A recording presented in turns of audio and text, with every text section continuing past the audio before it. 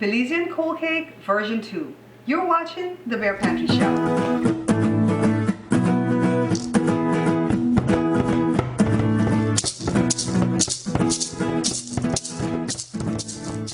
For Cold Cake version 2, we're going to keep our fruit cocktail. I've got one can there, but I have another one waiting in the wings in case we run out like the last time.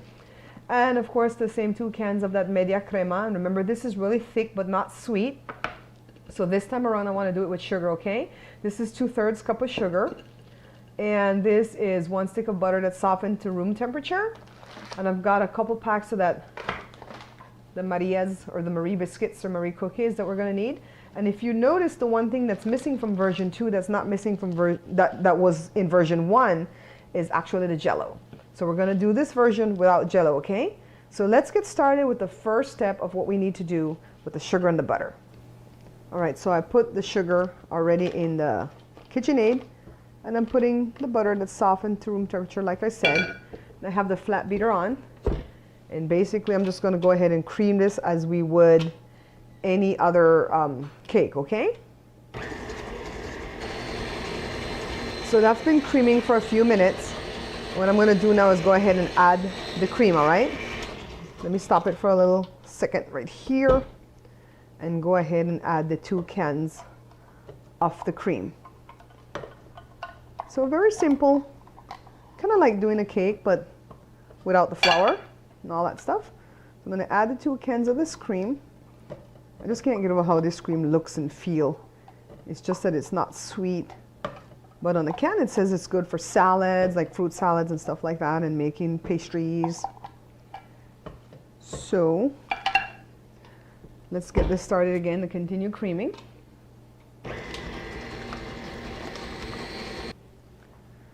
So you only wanted that to cream for so long as it takes to mix the butter in with the sugar, okay? So it took about, I'd say maybe 7-8 minutes. And I'm using this Pyrex dish this time around, and you notice it looked frosted because it's cold. I had it in the fridge. And I'm going to do exactly what I did the last time, get my little Marie biscuits dipped in the juice from the fruit cocktail. Not soaking, but just dipped. We're going to dress the bottom of this Pyrex dish. I'm doing a smaller amount this time, or what I think is a smaller amount, because the last time that can was way too much. I had to run and share with my neighbors. Here we go. So after I layered the bottom with some of the cookies or the biscuits, what I'm going to do next, use this slotted spoon, and I'm going to spoon some of the fruit cocktail onto the cookies. And I can already tell we're going to need our next can, okay? I don't know why I keep thinking we just need 1 can. Silly me. But I have the other can waiting in the wings, like I told you guys. No Jello this time around. So let's get our awesome little batter here off of the KitchenAid. Let me get my spatula to work this around. And I'm going to spoon this on to our beautiful, awesome cold salad thing right here. This is another version. Like I said, I just learned about this salad, this cake or this dish recently since I started doing the show, and I'm so glad that people have told me about it. So what we do next right here is another layer of cookie. We're building a tower here, you guys. I'm gonna get the other can of fruit cocktail open in the meanwhile too.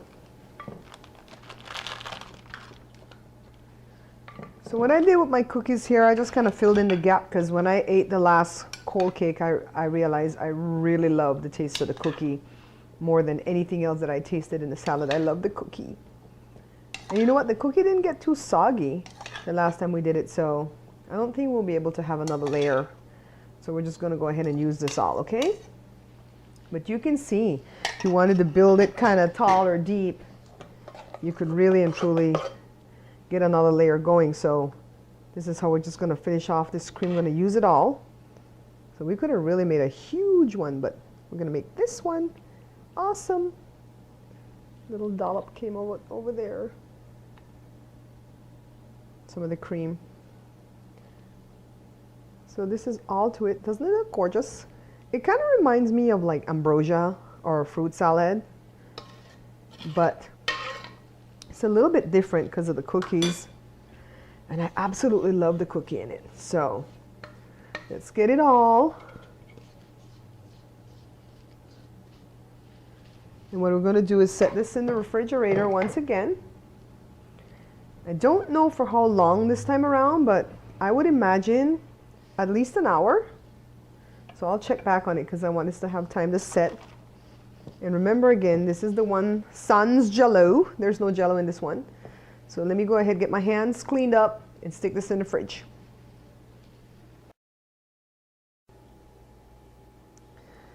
Three hours later, here we are, the finished product of our beautiful cold cake.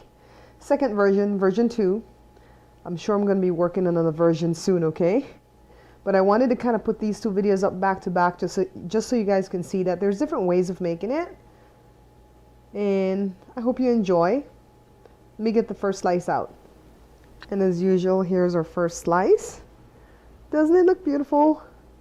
I can't wait to taste this. Oh my goodness, Belizean cold cake version 2. Okay, so who wants some? I want to get the cookie. Can you see the cookie, Joe?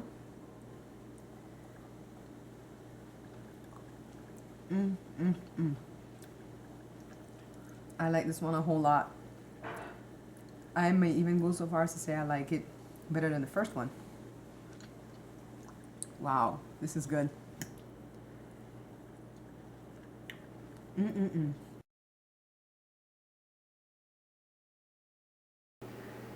Okay, so if you notice this time around we didn't do it with Jello, right? I kind of missed the Jello from this recipe, but it actually tasted very good. So next time all I'm going to do is add the Jello back in, alright? Thank you guys so much for watching, for subscribing, for liking the video, and for buying the book. Until I see you guys again, take care.